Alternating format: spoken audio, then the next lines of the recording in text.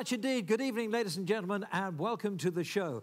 We have got three smashing guests for you tonight. And, of course, our resident band are here, the Parnells. Look at that. What a fine body of men. How about that, ladies and gentlemen? Look.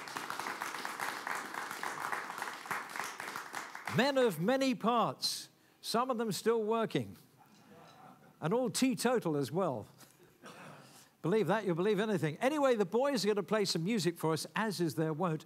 These are famous television themes. See if you can spot them. Ladies and gentlemen, the Parnells.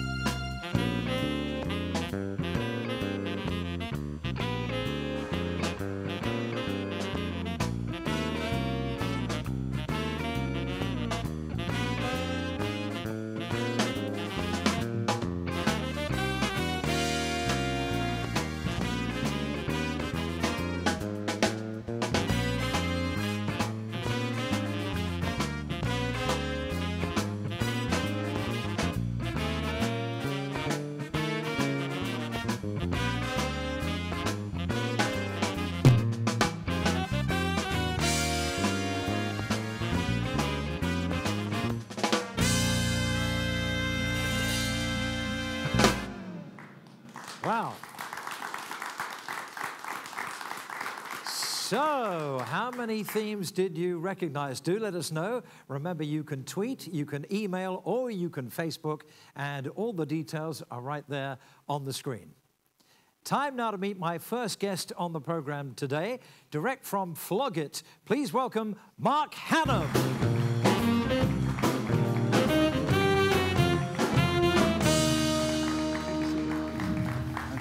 So, Mark, how long have you been involved in antiques? 34 years, David. 34 years, and you're still only 40. Well, I wish I was. You're doing pretty well. You're based in Stourbridge nowadays. Yes, that's right. And where is it you are? I'm based at a company called Fielding's Auctioneers in Stourbridge in Millrace Lane. Okay. Yeah. You're an auctioneer? I'm an auctioneer and valuer, and also a specialist valuer in collectibles and mechanical music and things of that nature. But we do have special sales of glass, and we sell more glass than any other company in the country, because that's the hub of the industry and the home of the glass manufacturing centre. And our further sale coming up shortly, which is on the 6th of March, we'll have nearly 900 pieces of specialist glass in that Now, sale. my ears pricked up there when you said something about music. What was it? Musical management, was it? Yeah, mechanical music. Mechanical music. What did you mean by that? Well, mechanical music is basically cylinder boxes, things which were almost our pre-iPod days of the Victorian era, things which were played in the parlour suites, in cold, dark, dingy nights, and to very wealthy families, either by key wine operation or lever wine operation. These are cylinders which went round by a series of pins, playing on a comb and creating really quite lovely sweet tunes, either in mandolin or pianoforte type tunes. Other machines, there would be hand crank machines, or putting a penny in the slot and playing a large disc that you would listen to way before we ever had the invention of wireless and radio. And then obviously this was even before disc jockeys. Even before disc jockeys. Wow, I didn't think there was anything before disc jockeys. I mean, that's extraordinary. Yeah. So we're going right back to cylinders. That was the early recordings. Yeah, we're going back to the first quarter of the 19th century. Yeah. And one of the most popular manufacturers and sought-after manufacturers of that era was a company called Nickel Frères from Switzerland. And as technology advanced and moved, we believe that there's only 5% of these machines that still remain throughout the world that were made in manufacturing. So they are very collectible items. And what sort of money do they change hands for? Well, I mean, you can buy a very nice inlaid mechanical musical box with beautiful flowers to the lid, and playing a series of tunes and different intellectual changeable selections. You can pay anything from £3,000 up to £20,000 for a serious box. Wow. Or you can buy a very fairly mundane box for no more than £150. Yeah.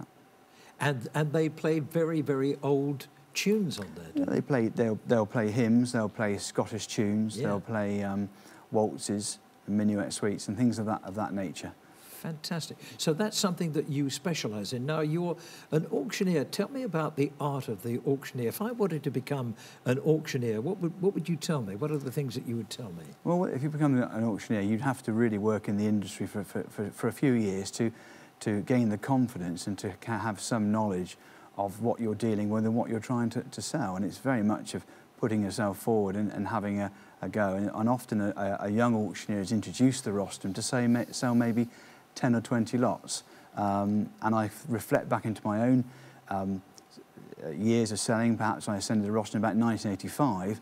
It was very much over a dinner lunch that I bravely put my hand in the air and said to my first boss, well, how about a go at auctioneering? So wearing my porter's smock, and we all started, and often the very best way is to start as a porter, showing the goods. He literally said, ladies and gentlemen, I will now hand you over to Mark, who will take the next 50 lots in the sale room way back in Sherborne in Dorset.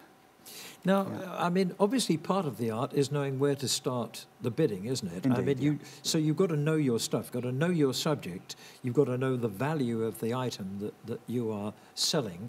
Yeah. And then, how do you deal with an audience? I mean, I watch a lot of these programs on television, like Flog It, for example, which I know that you appear on. Indeed. And I must ask you first, how did you get into Flog It? How did that come about? Well, Flog It was as I joined Fieldings 5 years ago, and in the winter of 2010, my colleague, who was already involved in the Flog It scene, said to me, would I like to have the opportunity to go to Colchester to be one of the screen specialists there? And I decided it would be a great opportunity. And yes, a little daunting, but once you fit in and you use your skills, and my greatest skill would be to encourage people to sell their goods and to communicate well and to enthuse about the items. And it's very much with that particular show that you have to gain as many items that will be suitable for camera that can later go and sell at auction as well. So Flog It is a great game show, but obviously we have to perform very strongly to secure the items for the auction on the day. So. Now, watching some of these programs like, Antiques Roadshow, Antiques Road Trip and so on, Flog It, Cash in the Attic, you notice that in some parts of the country, not naming any, but some of the people there, some of the customers can be, how can I put this nicely, a little bit tight. How do you work with audiences that are just not buying? How do you handle that? Well, it's again with the audience who's not buying, or if they are being particularly difficult, then it's you have to use your charisma and your passion. And remember, you are the ringmaster at the end of the day. I mean, an auctioneer who is fairly flat and dull will often fail because the noise of the public chitter-chatter will rise in the back of the sale room. Yeah. And occasionally you have to pull this again. We need your attention, ladies and gentlemen. I won't sell another lot until you basically all calm down or stop the noise. You've got to be a bit tough with them sometimes. You do indeed have to be a bit tough with them sometimes. Got to let them know who's boss. Well, you do, but then of course the internet at the moment is a fantastic tool. Yeah. It exploded our business beyond. How does that work? I've seen that on television programs, and they say we've got so much bid on the internet. Well, yes. How does that work? People have found out about it in advance, and they bid via the internet. Is that what happens? That's right. I mean, the catalogues are very much uploaded into onto what they call sellroom.com platform, which is a platform that all interested parties can look at, and if they register their interest to bid on that particular sale, they can pick and choose what they want to. How do they then come back? Can they come back?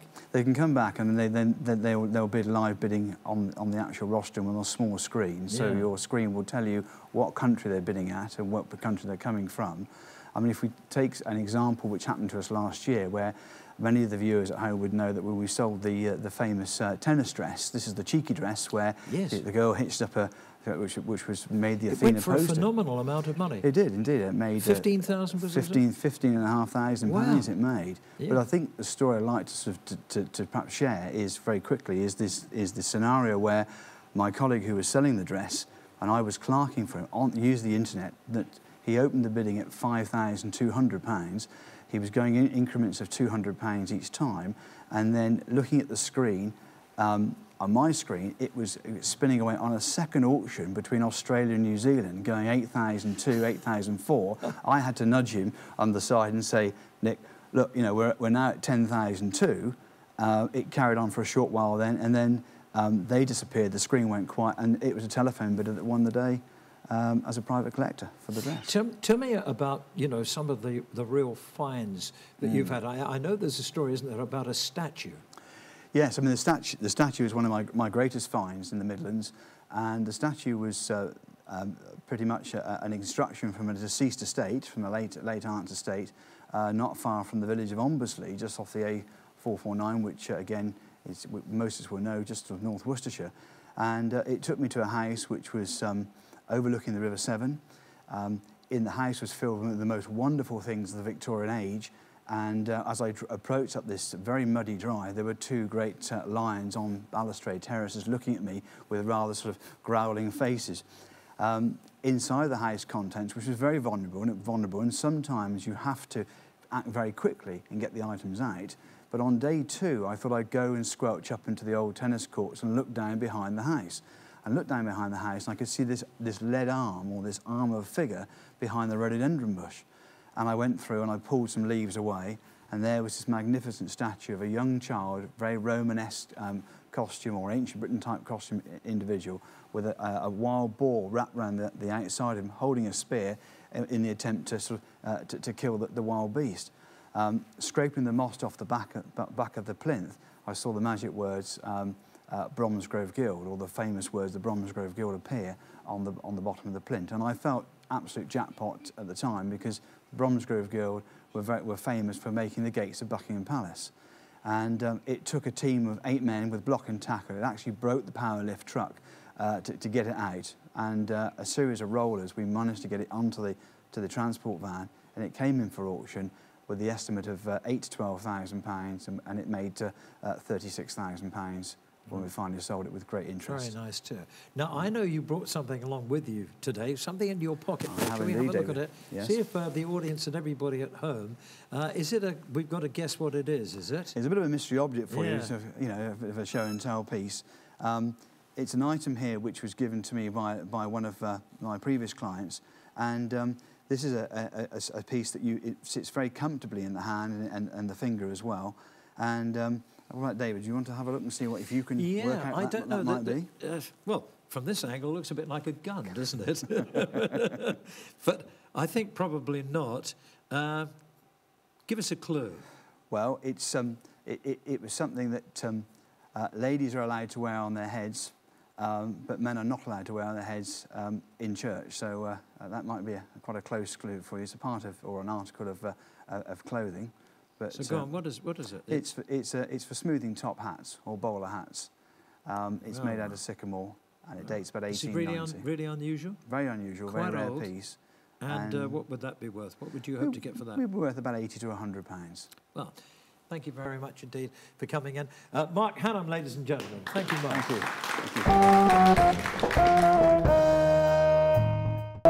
Thank you.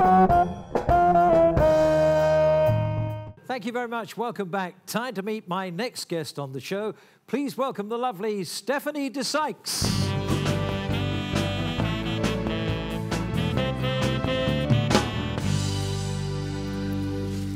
Oh, that was such a happy song, wasn't it? It was. Actually, I always found it was impossible to dance to. Yeah, it was not a great dancing song, was it? It really wasn't. I don't know why people liked it so much, but they always got up and It was sing-along. That's yeah. why. It was number 2 in 1974. Do you remember, Stephanie, what was number 1 and kept it off the top? Do you remember that? Of course, well-deserved, so it should. Rock Your Baby by George McRae. George McRae and Rock Your Baby. Now, that was a dancing record. Oh. That was a disco record, wasn't it? But it was also a sort of smoochy record. It was wonderful. I loved it. The thing about yours, though, was, as I said, it was so happy and, you know, born with a smile on my face. The whole of my life's been a pantomime. You must have been... a complete joke sometimes. Yeah. You must have been deluged with offers to play Cinderella. You know, people saying, oh, you've got to sing this in panto. Do you know, I think I was only ever offered panto once, and my response was, what? Not necessarily be able to get home for Christmas? No, to hell with that. And said no. Looking back, it was daft. But only the once, weirdly. Can you imagine how many people did sing that in pantomime? I was just thinking that, yes, yeah. They probably did. I mean, I can remember going to pantos and you know, when Cinderella finally gets the handsome prince, what does she sing? Yes. Born with a smile on my face. It's a long time ago, David. Yeah. You actually, it was featured, wasn't it, in Crossroads? Yes. That's how it came about, really. They had this storyline where a pop singer who had #1 record on the chart had sort of run away. So they needed somebody who could act a bit and sing a bit, and so I got the job. And you were the pop singer? Yes, and it was weird because the show was only on Crossroads at that time, was only on from Birmingham and north. Yeah. And people in the south were 6 months behind. And so I'm guessing, had it been countrywide at that time, it might have given George McRae a bit more of a run for his money. Yes, might have been #1. I'll tell you what your name was. You were Holly. Holly Brown. Holly Brown. You Which have is a long interesting memory. Because there was a Polly Brown, wasn't there? Who, I knew her, yes, in Pickety Witch. Pickety Witch, that's right, yeah. So, but you were Holly Brown. Yes, I think she got a bit upset about that. Because did she? But, I mean, it was the script writers. I wasn't responsible for the name. Who wrote the song? Simon May, who went on to write the EastEnders theme. Yes. Actually, he wrote it with Roger Holman. 2 of them wrote it. But EastEnders has just had 30 years, so Simon's had a very good career, hasn't he? That's wonderful, isn't it? I mean, if you can come up with a theme that runs... Think of the royalties. Wow. I wish I could dream of the royalties. You dream of the royalties. But anyway, you went on to do something else for Crossroads as well. Oh, yes. The producer then said that he wanted the character to come back and sing at the wedding reception of Noel Gordon. What was the character? Meg Richardson was the character she was playing. So I came back for that. And what was the song that you sang? We'll Find Our Day, also written by Simon May. Yes. He's done awfully well for himself, hasn't he? He has. But now ATV, who are the company, of course, who produced Crossroads, then asked you to take part in something that was really quite unique. That was the song that opened up the day of the television channel. Ah, ATV Start of Day, yeah. I think they called it. Yes, it's become a bit of a cult, that. I'm rather surprised about it, but it was a beautiful song. Yes. Called Odyssey, and I loved the videos that they showed of the area around Birmingham, the whole Midlands area. Beautiful things. Did you do that with rain? Yes, yes, Yeah. it was on... That was the name of the group. The vocal group I was singing Yes. with, and we had it on an album. But and the song was beautiful in its own right, but when they put those videos together, and it's a real timepiece now, just a snapshot of that era, of the fields and the motorways and the juxtaposition between the two. Yeah. It was lovely, and the chimneys, you know. And it's quite unique because I can't think of any other television stations, I mean, maybe there were, but I can't think of any offhand, that actually opened up their transmission with a song like that every day. I can't either, and I thought it was... Yes, I think it was peculiar to ATV, to the Midlands region. Good for them. What are your memories of Crossroads? Of fear, because it was almost... You had very little rehearsal and it was almost recorded live. And I was in awe of all the cast members because they were such a team and they'd worked together for so long and they were used to this regime. And I thought I wouldn't be up to the task. But I remember arriving at the first rehearsal and Miss Diane came over to me, Sue Hanson, who I'd never met before, and she said, "Hi, I'm Sue, you must be Stephanie, would you like a cup of tea?" And it was just so welcoming, and she and I are great friends now. So they were a nice bunch of people, they really were. I don't know how they did what they did. Well, I was going to say, what was the schedule? Oh, it was punishing. They recorded, I think, was it 4 episodes in 5 days, and in those 5 days they had to rehearse them as well, or maybe it was even more. It was just ridiculous. I don't know how they did it, because I only did, I think, 3 or 4 episodes. It really didn't... So there was very amount to little much. time to learn scripts or... Worse than that, it was a very low-budget thing, and they worked to a tight time schedule. And if they reached a certain time, the union guys would clock off, you know, because they didn't pay overtime. I'm talking about the people behind the cameras and so on. And so if you forgot your lines, it didn't matter. They'd just sort of cut out the sound. So I was advised by one member of the cast, he played Stan, I remember. He said the only way to get them to stop rolling would be to stand on the nearest piece of furniture, like a table, and look at the camera with the light on and shout and mouth very clearly the F word. Apparently that was the only way to do it. Did anybody take his advice? Well, not when I was there, No. but I'm sure it must have happened. Yeah, because it's very easy to criticise programmes like that, but it's only when you actually know the schedule and, you know, how things were in television in those days, how difficult it was to produce so many shows within a very short space of time. So, Well, interesting yes, to be and part of that. it was as near as you can get to it being live without it being live at all. I think they were very brave. They were pioneering days, weren't they? They were, and they were great fun times. You know, great fun times in television. I mean, a lot of things in those days were live, and I remember once there was a series called Armchair Theatre.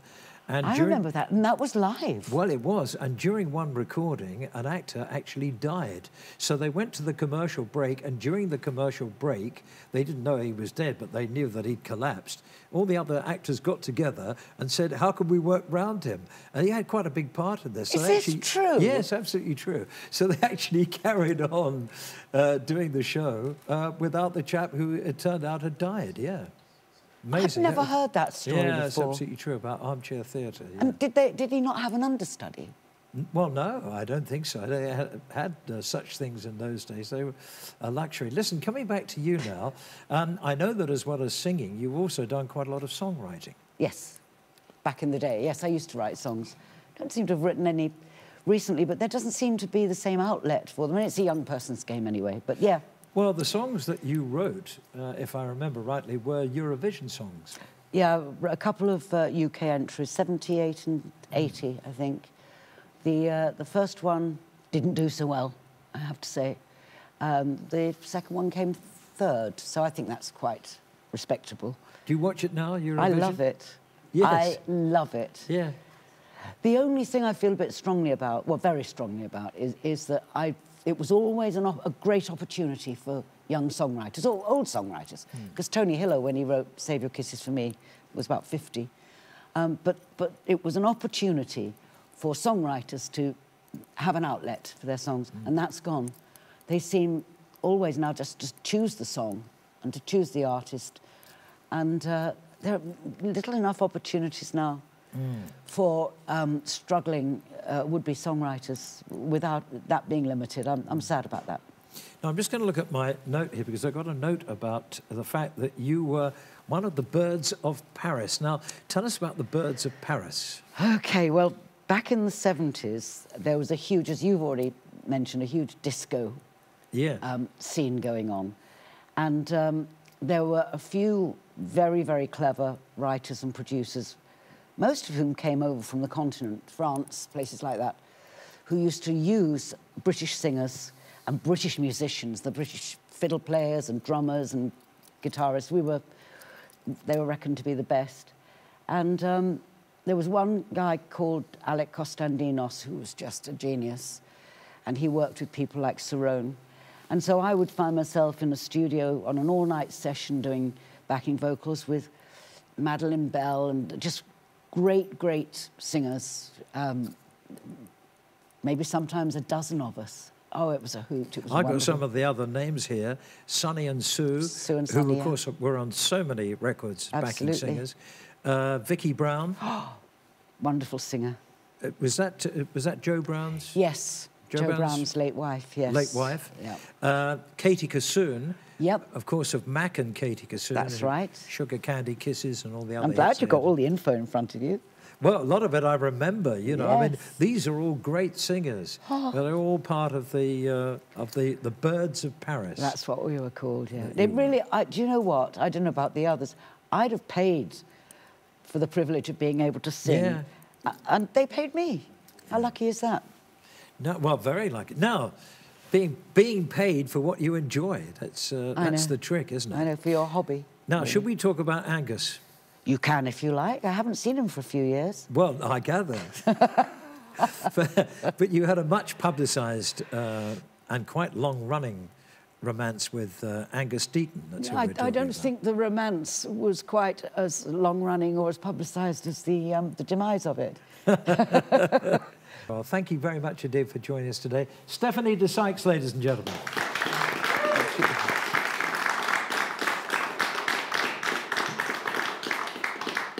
It's nice to see her smiling again. Now, we're going to take a quick break, and we'll be back in a moment with a man who thinks it's Christmas every day.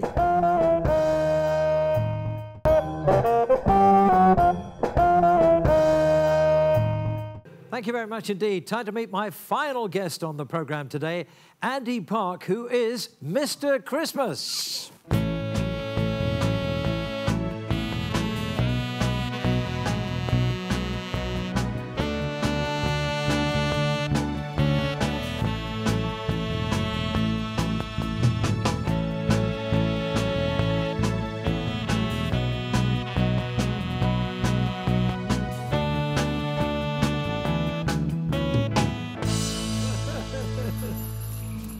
Ho, ho, ho! Merry Christmas. Ho, ho, ho! Merry Christmas! Nice to see you, David. How long have you been Mr. Christmas? I've been Mr. Christmas since 1993.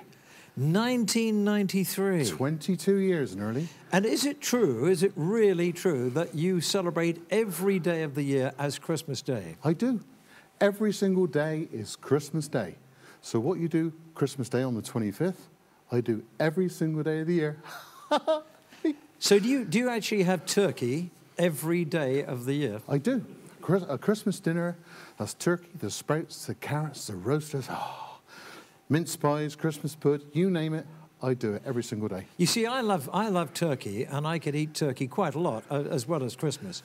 But I don't think I could eat it every day. I think I would rather look forward to a nice steak once in a while. Well, it's a healthy meal. I mean, when I go out for a meal, it's always like turkey chops, turkey joints, whatever.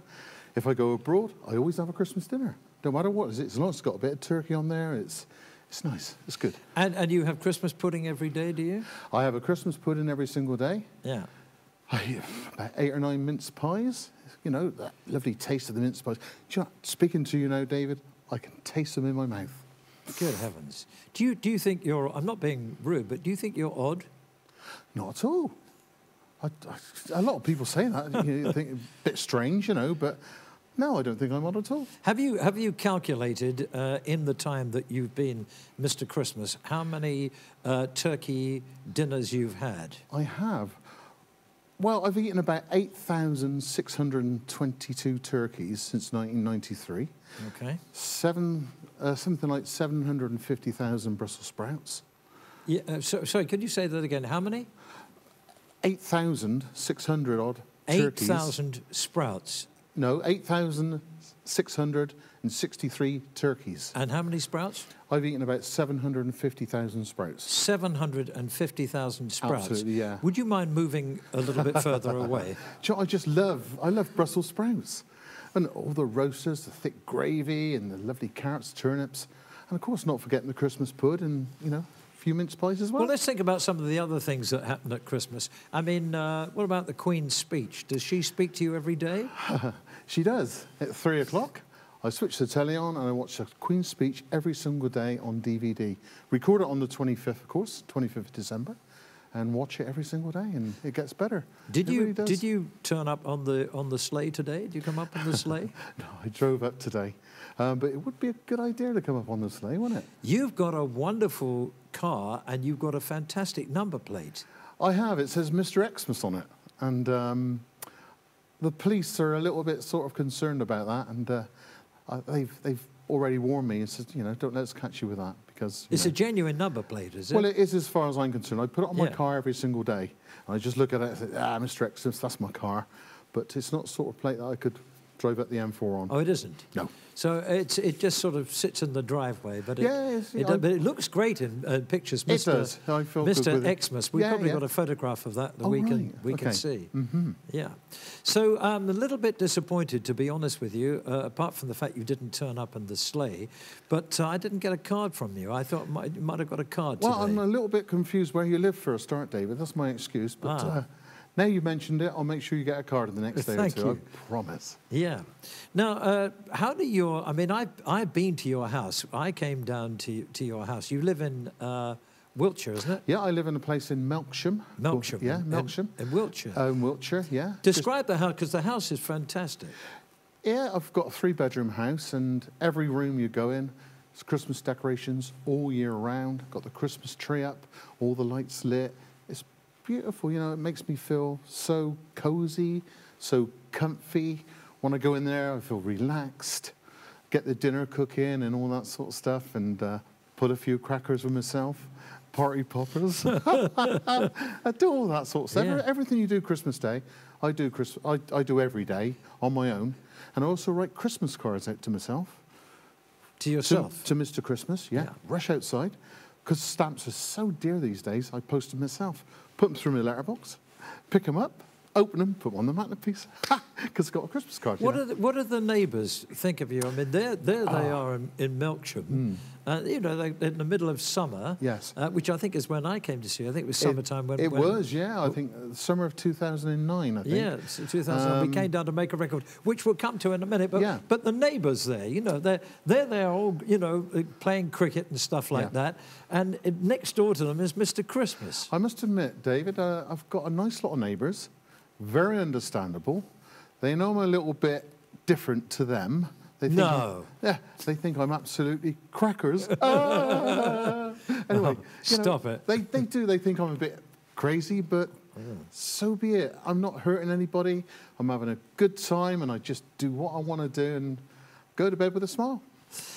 With a smile on your Yes. face. Oh, yeah. Now, actually, is there anybody else that you know of? Is there another Mr. Christmas, or even maybe a Mrs. Christmas? There isn't a Mrs. Christmas. No. I wish. But yeah, there has been a guy in America, I believe, that tried to impersonate me.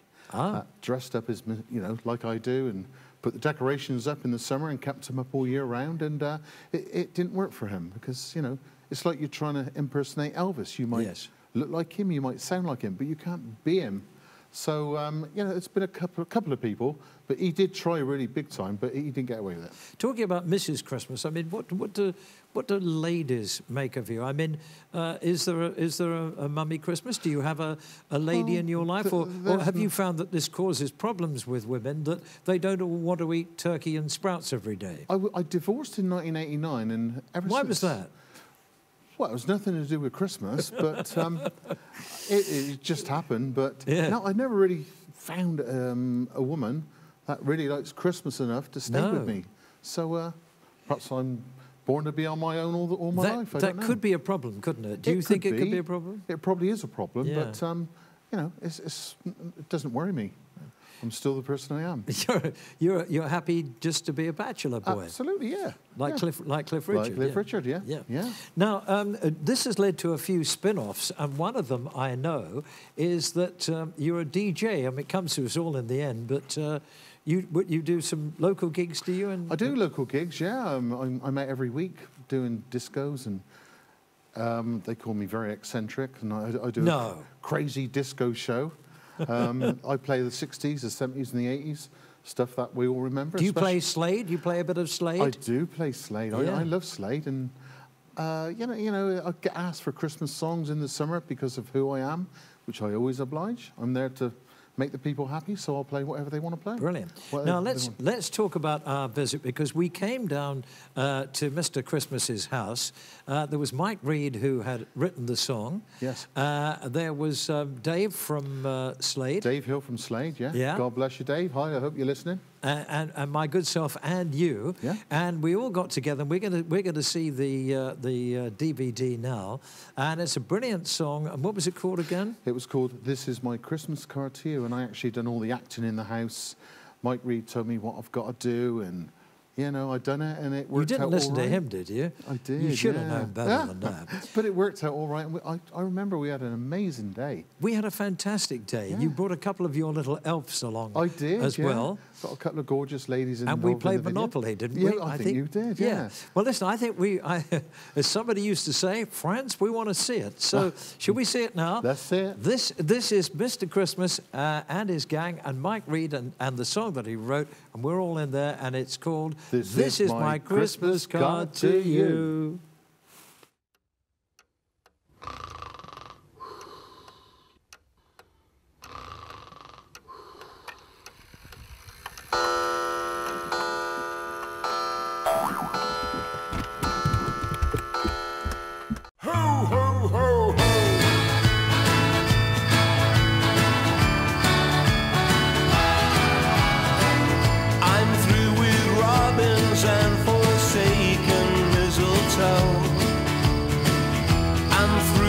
Shepherds and the fields of falling snow.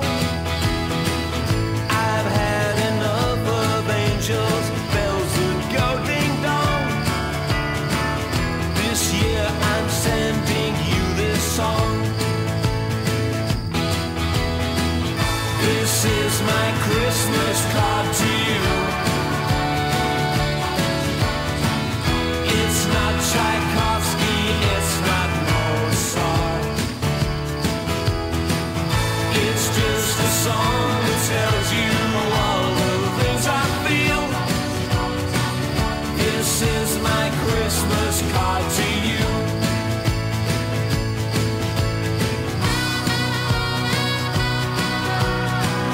I'm bored with bleak midwinter scenes of yesterday.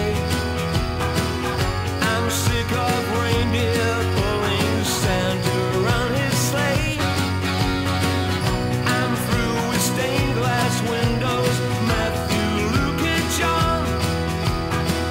This year I'm sending you this song. This is my Christmas card to you. It's not Tchaikovsky, it's not Mozart. It's just a song that tells you all the things I feel. This is my Christmas card to you.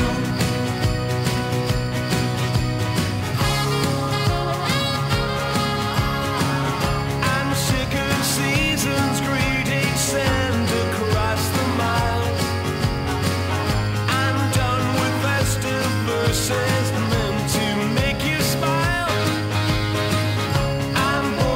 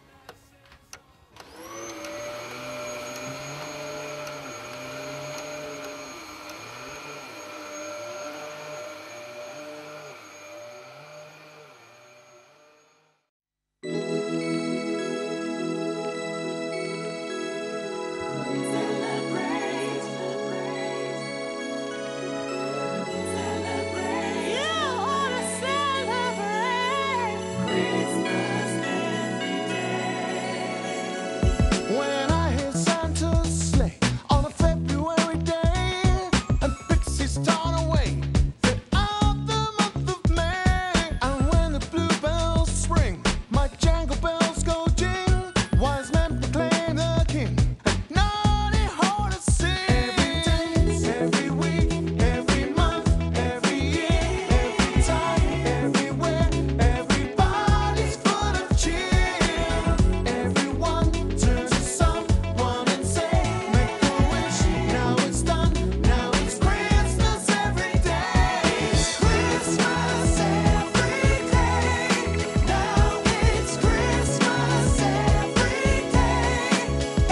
Everybody celebrates, 'cause it's Christmas every day. And in June's long hard days, it's rain to come one May, and in the autumn haze, there's fairy lights ablaze, and with angels on the wing, and all the Christmas brings, wise men proclaim the king, and naughty horses sing. Every day, every week, every month, every year, every time, everywhere, everybody's full of cheer. Everyone turns to someone and say, make a wish, now it's done, now it's Christmas every day. It's Christmas every day, now it's Christmas every day. Everybody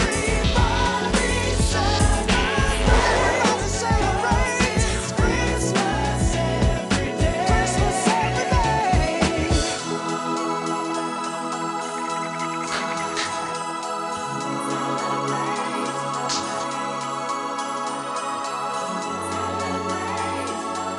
Everybody celebrates.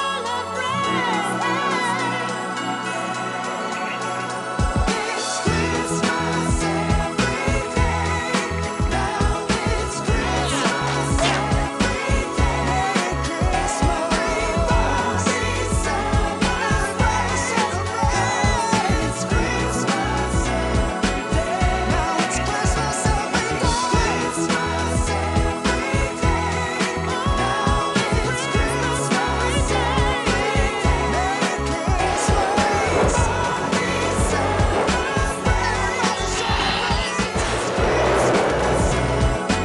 it's Christmas every day. Christmas every day, now it's Christmas every day. Oh, what do you think, Mike? It's not a bad record, actually, Andy. A bit of a surprise. Do you know that could be #1 this Christmas? Yes, that's all I wanted you to say. Thank you. Hey. Every time, everywhere, everybody's full of cheer. Everyone turns to someone and say, make a wish, now it's done.